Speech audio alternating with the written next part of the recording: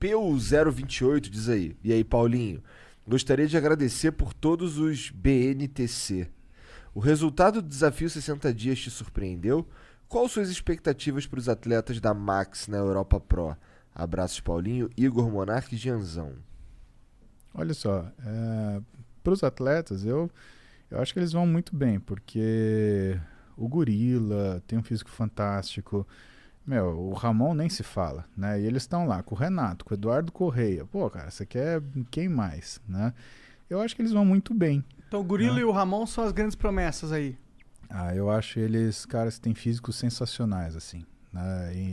Assim, e eles mostram, de acordo com o que eles fazem, eles quebraram alguns tabus em relação do que você é capaz de fazer com aquilo que você tem à mão, né? O Ramon conseguiu se preparar usando frango e clara de ovo, que era o que ele tinha condição, né? E fazendo coisa na praça. Exatamente. Fazendo barra. O Gorila, ele já é um cara que não faz refeição fracionada, ele faz 3 refeições ao dia, ele faz treinos volumosíssimos, 2 horas, 3 horas, às vezes mais de um por dia. Então eles quebram alguns parâmetros que, assim, são que deixam, inclusive, a carreira deles brilhante, diferente e interessante da gente acompanhar. Então eu tenho certeza que eles vão ser muito bem sucedidos. O que ele perguntou também? Ele te agradece pelo... pelo BNTC. O que é isso? BNTC, todo dia, entre 8 e 9 da manhã, eu faço uma live onde eu respondo pergunta do pessoal. Livre. É assim, é tipo prova oral. Pergunta o que você quiser. Eu vou falar o que eu sei. Né? E o que é legal? As pessoas que entram, elas fazem perguntas extremamente relevantes. Então, por exemplo, essa semana, teve um menino que fez uma pergunta que a gente falou disso a semana inteira. O Rubens entrou segunda-feira e perguntou, pô, dá para crescer limpo?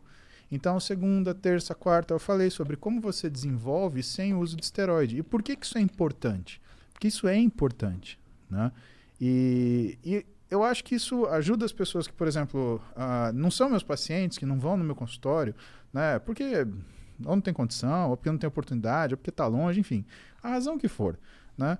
Eu converso como eu falo para os meus pacientes, porque o que é tão importante quanto você cuidar do seu paciente em relação a diagnóstico e tratamento? É você orientá-lo. É o que o americano chama de patient education, né? Então eu converso com essas pessoas, eu falo, vai por aqui, né?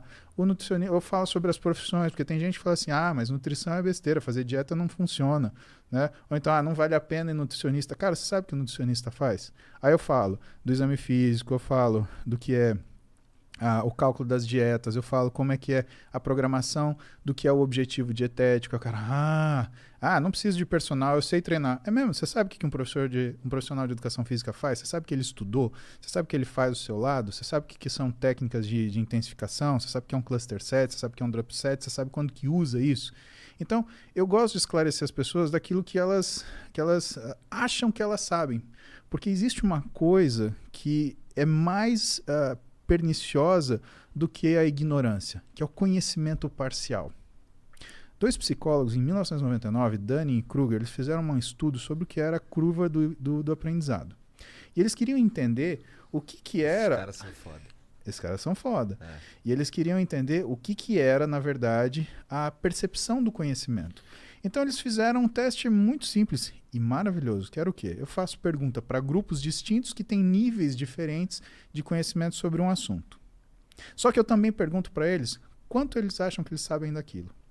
E o que Dunning e Kruger descobriram lá em 1999? O seguinte... O Dunning Kruger acabou virando o nome da curva, né? Exatamente.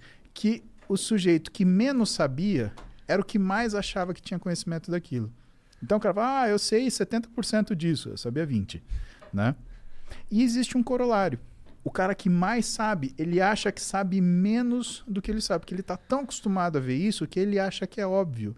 E é o que explica, por exemplo, por que seu professor da faculdade, às vezes ele dá uma aula dificílima. Não é porque ele é chato, é porque ele acha que você sabe exatamente aquilo e que ele não está conseguindo adicionar nada para você. Porque como ele vê aquilo todo dia, todo ano, sempre, para ele é tão óbvio que ele acha que para você também. Né? É a história, o idiota nunca tem dúvida. Né? E o sábio é o que mais dúvida tem. O vislumbre do conhecimento é perigoso, porque ele dá para a pessoa que é mais ousada a sensação de que ela domina aquele assunto. E aí você vê o pessoal falando bobagem na internet, à torta direito, e colocando a vida das pessoas em risco. Ao passo que, qual que é a primeira coisa que você identifica que a pessoa ela tem responsabilidade e sabedoria?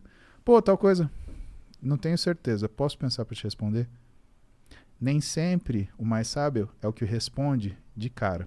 Muitas vezes é o que tem cara o suficiente para falar para você que ele precisa pensar para poder te responder.